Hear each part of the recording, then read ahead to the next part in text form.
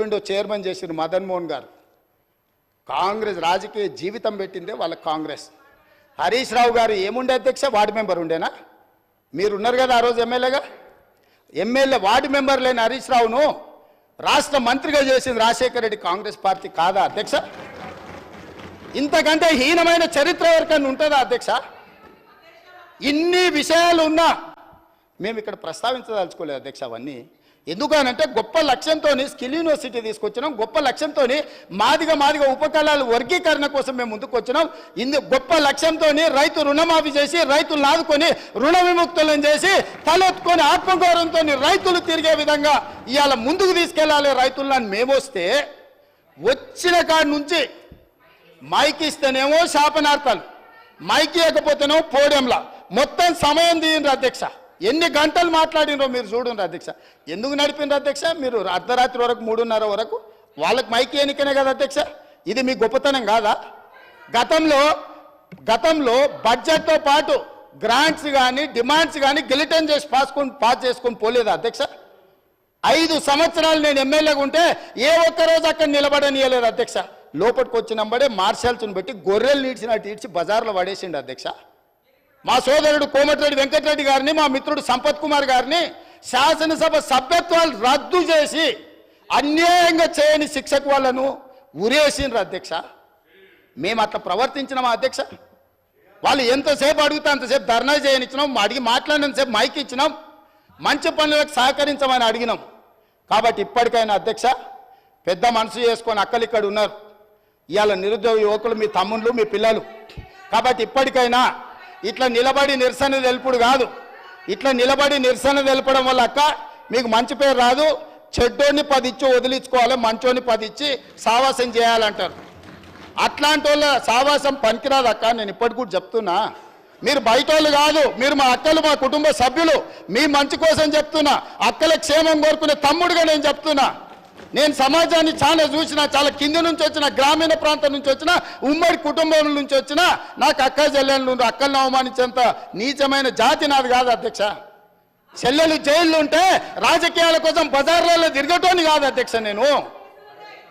అందుకే అక్కలతో పాటు వాళ్ళకు కూడా నేను విజ్ఞప్తి చేస్తున్నా, రైతు రుణమాఫీని అభినందించండి, మాదిగల వర్గీకరణకు సహకరించండి, ఆర్డినెన్స్ తీసుకొస్తాం అవసరమైతే, లేకపోతే ప్రత్యేక శాసనసభ సమావేశాలు పెట్టి సుప్రీంకోర్టు ఇచ్చిన జడ్జిమెంటును ఇప్పుడు ఇచ్చిన నోటిఫికేషన్లలో కూడా మా మాదిగ బిడ్డలకు వర్గీకరణ ప్రకారం వాళ్ళకు రిజర్వేషన్లు అమలు చేయడానికి అవసరమైతే తమరి అనుమతి తీసుకొని మా మంత్రుల సహకారం తీసుకొని ప్రత్యేక సమావేశాలు పెట్టి మాదిగ సోదరులను ఆదుకుంటాం అధ్యక్ష. ఏళ్ళ కొద్ది దశాబ్దాల కొద్ది నిరీక్షించారు అధ్యక్ష. ఇవాళ వాళ్ళకి ఎంత మంచి సంతోషకరమైన పండుగ రోజు అధ్యక్ష. వాళ్ళ కళ్ళల్లో ఆనందం మనం 10 నిమిషాలు కూడా చూడలేము అధ్యక్ష. ఎన్ని తరాలు వాళ్ళు నిరీక్షించారు ఈ రోజు కోసము. ఇవాళ ఇన్ని తరాలు నిరీక్షించి వచ్చిన ఒక మంచి అవకాశం వాళ్ళు పండుగ చేసుకునే సందర్భంలో మనం వాళ్ళకి సహకరించాలి కదా అధ్యక్ష. దేవతలు యజ్ఞాలు చేస్తుంటే రాక్షసులు భంగం కలగనికి వచ్చిర్రట. ఇవాళ సుప్రీంకోర్టు మేము మంచి అడ్వకేట్లను పెట్టి వాదించిపిచ్చి మేము ఇవాళ జడ్జిమెంట్ తీసుకొచ్చాం. దామోదర రాజనరసింహ గారు ఇక్కడనే ఉన్నారు, వారిని పిలిచి అడ్వకేట్ జనరల్ని పిలిచి 4 గంటలు నేను సమీక్షించి ఇది నిర్లక్ష్యం చేయడానికి వీలు లేదు,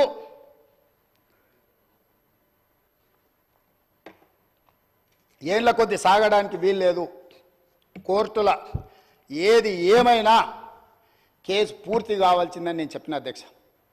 మా ఎమ్మెల్యేలు అందరినీ పిలుచుకొని మాట్లాడినా, మా నాయకులను పిలిచి మాట్లాడినా, మిగతా సహచర మంత్రివర్గ సభ్యులకు చెప్పిన మనకు బాధ్యత వచ్చింది. మనం ఇవాళ అధికారంలో ఉన్నాం, ప్రజాప్రభుత్వం ఏర్పడ్డదంటే ఆ బిడ్డలు మన పక్కన బలంగా నిలబడ్డారు, వాళ్ళని కాపాడే బాధ్యత మన మీద ఉందని చెప్పి ఉద్దండులైన న్యాయవాదులను పెట్టి కేసు వాదించి కేసును తుది తీర్పు కాన్స్టిట్యూషనల్ బెంచ్ నుంచి తీసుకొచ్చినాం అధ్యక్ష. ఇంత సంతోషకరమైన వార్త వాళ్ళకు వచ్చినప్పుడు ఆ పిల్లల్లో మనం కలిసిపోయి వాళ్ళ ఆనందంలో భాగస్వామ్యం తీసుకోవాలి అధ్యక్ష, పంచుకోవాలి వాళ్ళలో భాగం. ఎందుకంటే ఈ అధికారం వాళ్ళు ఇచ్చింది అధ్యక్ష.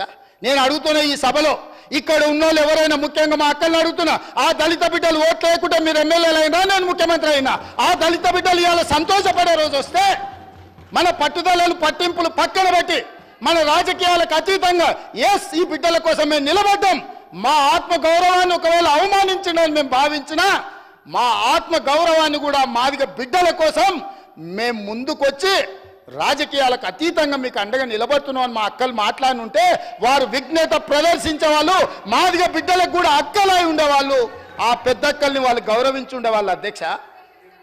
ఒక దొర చేతిలో దొర పండిన కుట్రలో ఇవాళ మా అక్కలు చిక్కుకొని ఇటు బయటికి రాలేక అటు లోపల ఉండలేక ఈరోజు మదన పడుతున్నారు. మీరైనా దారి చూపించండి అధ్యక్ష మా అక్కలకు. మీరైనా మీకు కూడా దగ్గర చాలా పరిచయాలు ఉన్నాయి కదా, మీకు తెలుసు కదా అధ్యక్ష, నాకు తెలుసు కదా మీకున్న పరిచయాలు కానీ. అందుకే మీరైనా మార్గం చూపించండి అక్కలకు.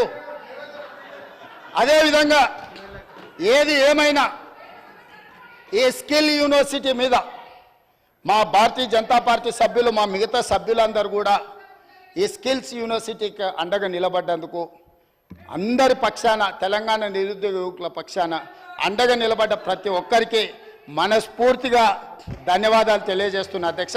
అదేవిధంగా మా ఎంఐఎం ఫ్లోర్ లీడర్ గారు సూచన చేసిండు అధ్యక్ష, సంతోషం. వారు ఇచ్చిన సూచనని పాటించడానికి మాకు ఎలాంటి అభ్యంతరం లేదు. వారు ఇచ్చిన సూచన మేరకే నేను కూడా లేచి మిమ్మల్ని రిక్వెస్ట్ చేసిన, వాళ్ళకి మైక్ ఇవ్వండి అధ్యక్ష, ప్రధాన ప్రతిపక్షం మాట్లాడాలని. మైకు తీసుకున్నారు, మాట్లాడిండ్రు, వాకౌట్ చేసి వెళ్ళిపోయిండ్రు అధ్యక్ష. ఇదా అధ్యక్ష? మా మిత్రుడు కూడా అర్థం చేసుకోవాలి, మాట్లాడేసి మైక్ ఇస్తే మాట్లాడతాం, మేము ఏది వినాం, మేము పోతాం. ఏం పద్ధతి అధ్యక్ష?